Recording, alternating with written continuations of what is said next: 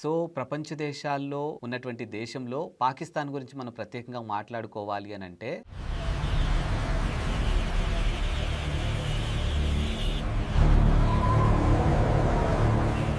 నమస్తే, welcome to Pragathi media. నేను ఆదిత్య. పాకిస్తాన్ యొక్క చరిత్ర గురించి మనం మాట్లాడుకోవాలంటే చాలా అంశాలే ఉంటాయి. బట్ పాకిస్తాన్ విషయంలో అంటే ముఖ్యంగా పాకిస్తాన్ భారతదేశం విషయంలో ఎలాంటి వ్యవహార శైలి ఉంటుందో కూడా మనం ప్రత్యేకంగా మాట్లాడుకోవాల్సిన అవసరం లేదు. ఎంతసేపటికి కూడా పాకిస్తాన్కి ప్రొవోకింగ్ నేచర్ చాలా ఎక్కువగా ఉంటుంది.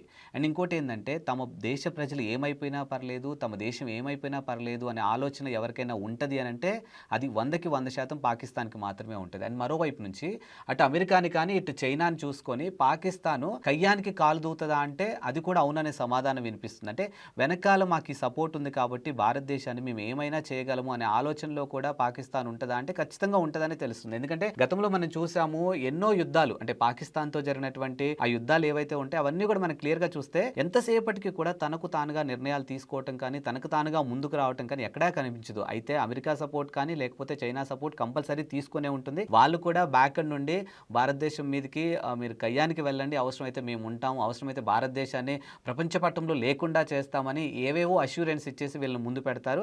బట్ అల్టిమేట్గా భారతదేశం వాళ్ళని ఎలా తిప్పికొడుతుందో కూడా ఆపరేషన్ సింధూర్లో మనం చూసాం. అంటే ముఖ్యంగా ఏదైతే కాల్పులు ఆపరేషన్ సింధూర్కి సంబంధించినటువంటి సివిలియన్స్ని చంపిన తర్వాత అక్కడికి వచ్చినటువంటి ఉగ్రవాదులు మాట్లాడినటువంటి మాటలు ఏవైనా ఉన్నాయంటే వెళ్ళి మీ మోదీకి చెప్పుకోండి అని, అంటే ఆడవాళ్లే కదా ఏం చేయలేరు, వెళ్ళి మీ మోడీకి చెప్పుకోండి అనే మాటలు సీరియస్గా తీసుకున్నటువంటి ఇక్కడ భారత ప్రభుత్వం, అంటే రక్షణ వ్యవస్థ కావచ్చు లేకపోతే ఓవరాల్ భారత ప్రభుత్వం కావచ్చు, వీళ్ళంతా కూడా కేవలం ఇద్దరు ఆడవాళ్ళని పంపించి ఆపరేషన్ సింధూర్లో భాగంగా పాకిస్తాన్ ఏ రకంగా భయపెట్టిందో కూడా మనం చూసాం. అట్ రైట్ నో పాకిస్తాన్లో పరిస్థితి ఏ విధంగా ఉందంటే చాలా దారుణంగా ఉంది. సో పాకిస్తాన్ ప్రభుత్వం కానీ పాకిస్తాన్ ఉగ్రవాదులు కానీ పాకిస్తాన్కి సంబంధించినటువంటి సైన్యం చేసినటువంటి పనులకి ఈరోజు పాకిస్తాన్ ప్రజలు ఎంత అస్తవ్యస్త పడుతున్నారు, ఎన్ని అవస్థలు పడుతున్నారు అనేది క్లియర్గా మీ ముందుకు తీసుకురాబోతున్నాము. సో ప్రస్తుతానికి ఎట్ రైట్ నో పాకిస్తాన్ యొక్క ఆర్థిక పరిస్థితి ఏ విధంగా ఉంది, అసలు ఎందుకు పాకిస్తాన్కి అలాంటి ఒక పరిస్థితి వచ్చింది అనే అంశం గురించి ఒకసారి మనం డిస్కస్ చేద్దాం. సో పాకిస్తాన్ ఆర్థిక సంక్షోభం అనేది దేశం దివాలా దిశగా వెళ్తుంది అనేది మనకి క్లియర్గా తెలుస్తుంది. ఒకప్పుడు సౌత్ ఏషియాలోనే ఎదుగుతున్నటువంటి దేశంగా చెప్పుకున్నటువంటి పాకిస్తాను ఈరోజు ఆహారం కానీ ఇంధనం కానీ మందులు కూడా దిగుమతి చేసుకునే స్థితిలో లేని దేశంగా మారిపోవడానికి ప్రధానమైన కారణం ఏదైనా ఉంది అని అంటే ప్రతి చోటకు కూడా కయ్యానికి కాలు దూటం. సో అసలు ఎందుకు ఈ పరిస్థితి రావటం జరిగింది, అసలు ప్రజలపై దీని ప్రభావం ఏ విధంగా ఉందంటే ఇంక అసలు చెప్పలేని పరిస్థితి అనమాట. సో ముఖ్యంగా చూసుకుంటే మూల కారణాలు చూసుకుంటే ఒకటి, పాకిస్తాను అప్పుల మీద అప్పులు చేయడం జరుగుతుంది. పాకిస్తాన్ ఆర్థిక వ్యవస్థ అప్పులపైనే నడిచే వ్యవస్థగా మారిపోయింది. ఒకటి ఐఎంఎఫ్ నుంచి తీసుకుంటుంది, రెండు చైనా నుంచి తీసుకుంటుంది, వరల్డ్ బ్యాంక్ నుంచి తీసుకుంటుంది, సౌదీ అరేబియా నుంచి తీసుకుంటుంది. సో ఈ దేశాల నుంచి భారీగా రుణాలు తీసుకొస్తుంది కానీ ఆ డబ్బులు మాత్రం ఉత్పాదక రంగానికి పెంచడానికి మాత్రం ఎక్కడా పెట్టట్లేదు. సో మరి ఆ ఫలితం ఎలా ఉంటుందంటే అప్పులు తీర్చడానికి మళ్ళీ అప్పులు చేసే దిశగా వాళ్ళు వెళ్తున్నారు. సో అందుకే పాకిస్తాన్ యొక్క ఆర్థిక పరిస్థితి ఏ విధంగా ఉంది అని చెప్పడానికి ఇదొక ఎగ్జాంపుల్గా కూడా మనకు కనిపిస్తుంది. అండ్ పరిశ్రమల పతనం కూడా పాకిస్తాన్లో ఎలా ఉందంటే, పతనం అవ్వడానికి రీజన్స్ ఒకసారి చూసుకుంటే విద్యుత్ కొరత, ఇంధన ధరల పెరుగుదల, రాజకీయ అస్థిరత్వం. సో దానివల్ల పరిశ్రమలు మూతపడటం, ఎగుమతులు తగ్గటం, సో డాలర్లు రావడం కంప్లీట్గా తగ్గిపోవటం వల్ల ఈరోజు ఆర్థిక పరిస్థితి ఇలా ఉంది అని చెప్పడానికి దీన్ని కూడా ఒక ఎగ్జాంపుల్గా చెప్పొచ్చు. ఇక అక్కడ మిలిటరీ ఆధిపత్యం అయితే అబ్బో ఇక అసలు చెప్పే పనే లేదు. ప్రజాస్వామ్య ప్రభుత్వం కన్నా కూడా సైన్యానికి ఎక్కువ శక్తి ఉంటుంది అక్కడ. ఇక దేశ బడ్జెట్లో భారీ భాగం రక్షణకే వాళ్ళు ఖర్చు పెడుతూ ఉంటారు.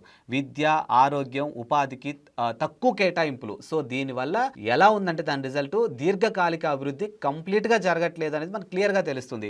ఎప్పుడైతే నువ్వు రక్షణ వ్యవస్థ మీద పెట్టాల్సిన దానికంటే ఎక్కువగా పెట్టడం, అసలు ఒక దేశం డెవలప్ దిశగా ముందుకెళ్ళాలి అంటే ఖచ్చితంగా నువ్వు డెవలప్ చేయాల్సింది ఏదైనా ఉంది అంటే ఒకటి విద్య, రెండు వైద్యం. సో ఈ రెండింటి విషయంలో నువ్వు ప్రొటెక్ట్ చేసుకొని దేశాన్ని ముందుకు తీసుకెళ్ళగలిగితే మాత్రానికి ఖచ్చితంగా అభివృద్ధి దిశగా దేశం ముందుకెళ్తుంది అనేది క్లియర్గా మనందరికీ తెలుసు. కానీ ఈ పాకిస్తాన్ మాత్రం కంప్లీట్గా దానికి విరుద్ధంగా వెళ్తూ ఉంటారు. సో కంప్లీట్గా ఎంతసేపటికి కూడా రక్షణ వ్యవస్థ మీద పెడుతూ ఉంటారు. ఆ రక్షణ వ్యవస్థనైనా బాగు చేస్తారంటే లేదు, ఏదో ఒక దేశం కాదు. ముఖ్యంగా మన భారతదేశం విషయంలో ఎంత ఎంతసేపటికి కూడా మేము రెడీగా ఉన్నాం యుద్ధానికి అంటారు. దాన్ని ఎలా తిప్పికొట్టాలో అలా తిప్పికొడతారు.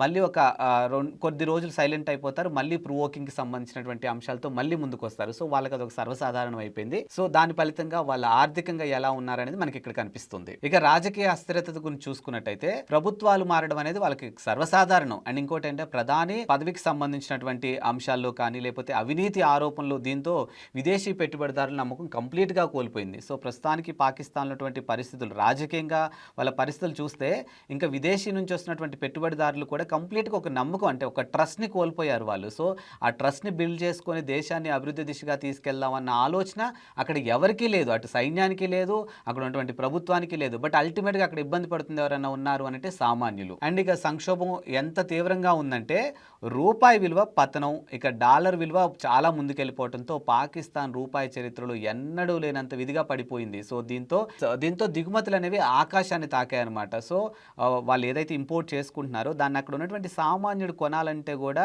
కొనలేని పరిస్థితి మనకు అక్కడ కనిపిస్తుంది. ఇక ద్రవ్యోల్బణానికి సంబంధించి చూసుకుంటే ఆహారం ధరలు పెరగటం, గ్యాస్ పెట్రోల్ ధరలు, విద్యుత్ బిల్లులు సాధారణ ప్రజలకు అసలు ఒక రకమైనటువంటి భారం అనమాట. ఇంకా వాటిని మనం కొనలేమేమో, జస్ట్ వాటిని మాటల్లో వినడం తప్ప వాటిని మన ఇంటికి తెచ్చుకోలేనేమో అనే పరిస్థితులు అక్కడ ప్రజలు ఉన్నారనేది కూడా క్లియర్గా తెలుస్తుంది. ఇక నిత్యావసరత సంబంధించినటువంటి కొరత అనేది తారాస్థాయిలో ఉంది. ముఖ్యంగా వాళ్ళకి కావాల్సినటువంటి పిండి కానీ, వంట నూనె కానీ, చక్కెర కానీ ఏదైనా వాళ్ళు కొనుక్కోవాలంటే కూడా ప్రజలు క్యూల్లో నిలబడి తెచ్చుకోవాల్సినటువంటి పరిస్థితి మనకు అక్కడ క్లియర్గా కనిపిస్తుంది. సో దాని ఇంపాక్ట్ వల్ల ఈరోజు పాకిస్తాన్ ప్రజలు పడుతున్నటువంటి అవస్థలు వర్ణనాతీతం. అండ్ ఇంకోటి ఏంటంటే ఐఎంఎఫ్ పాత్ర కూడా దీంట్లో ఏ విధంగా ఉందంటే ఐఎంఎఫ్ నుంచి సహాయం పొందాలంటే పాకిస్తాన్ కొన్ని కఠినమైనటువంటి షరతుల్ని అంగీకరించాల్సి ఉంటుంది. సో ఒకటి సబ్సిడీల తొలగింపు, పన్నుల పెంపు, విద్యుత్ ఇంధనాల ధరలు పెంపు. ఇవి ఆర్థికంగా అవసరమైనా కూడా ప్రజలపై భారంగా మోపడం వల్ల కూడా దాని ఇంపాక్ట్ వల్ల కూడా ఈరోజు ఇలాంటి ఒక పరిస్థితి వచ్చిందనేది మాత్రం మనకి క్లియర్గా తెలుస్తుంది. ఇక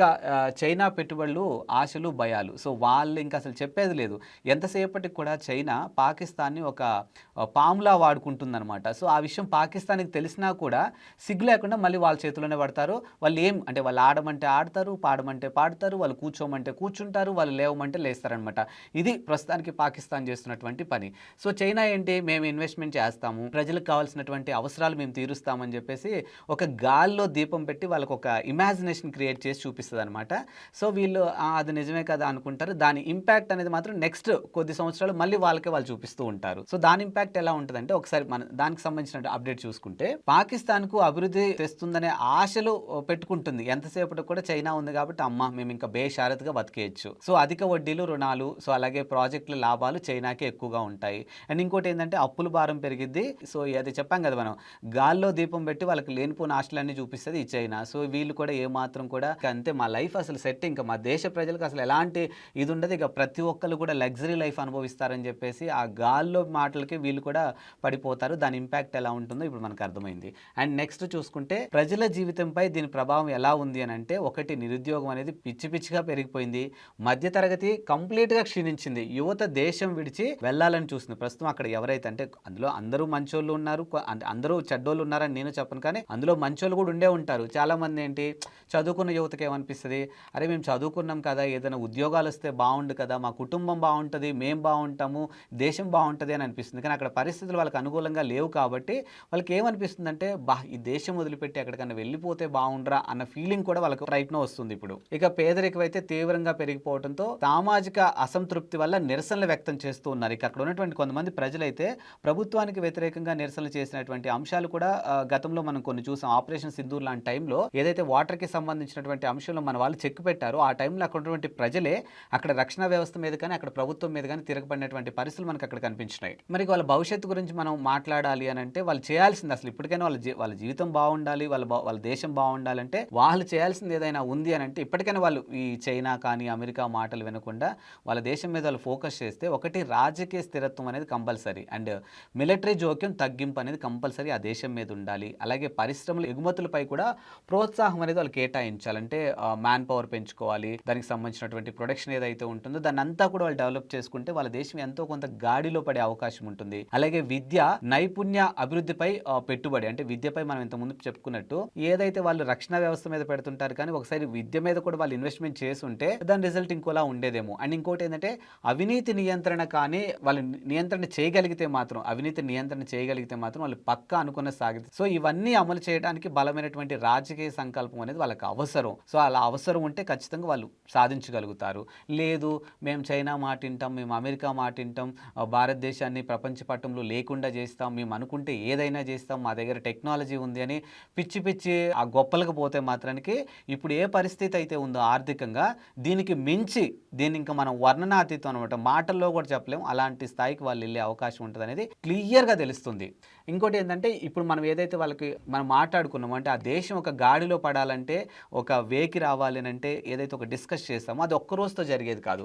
పాకిస్తాన్ ఆర్థిక సంక్షోభం ఒక్క రోజులో జరిగేది కాదు, అలానే ఇది ఒక్క రోజులో కూడా జరగలేదు. దశాబ్దాల పాలన వైఫల్యం, అప్పుల బారిన పడ్డం, సో ప్రజల కన్నా అధికారులకి ఎక్కువ ప్రాధాన్యత, ఇవన్నీ కలిపి ఈ రోజు అల్టిమేట్గా రిజల్ట్ ఇలా ఉంది. కాబట్టి సో ఇప్పటికైనా పాకిస్తాన్ ముఖ్యంగా చైనా కానీ అమెరికా లాంటి దేశాల మాటలు వినకుండా ప్రతిదానికి కయ్యానికి కాలు దోవకుండా టెక్నాలజీ మా చేతుల్లో ఉంది అని అంటే చుట్టుపక్కల దేశాలు ఏం పిచ్చిగా లేవు. సో వాళ్ళకు కూడా టెక్నాలజీ అందుపుచ్చుకునే అంత తెలివితేటలు ఉన్నాయి. కాబట్టి అసలు ముఖ్యంగా భారతదేశం వైపు చూస్తే ఎలా ఉంటుంది అని చెప్పడానికి ఆపరేషన్ సింధూర్ లాంటి ఒక ఎగ్జాంపుల్ వాళ్ళకి గుర్తొస్తే చాలు, వాళ్ళ వెన్నులో వణుకు పుడుతుంది. అదంతా వాళ్ళు ఒకసారి మైండ్లో పెట్టుకొని ఇప్పటికైనా దేశ ఆర్థికంగా సంక్షోభం రాకుండా ముందుకెళ్ళాలి అని అంటే ఆ దిశగా వాళ్ళు అడుగులేస్తే బాగుంటుంది అనేది ప్రతి ఒక్కరు కోరుకుంటున్నటువంటి అంశం.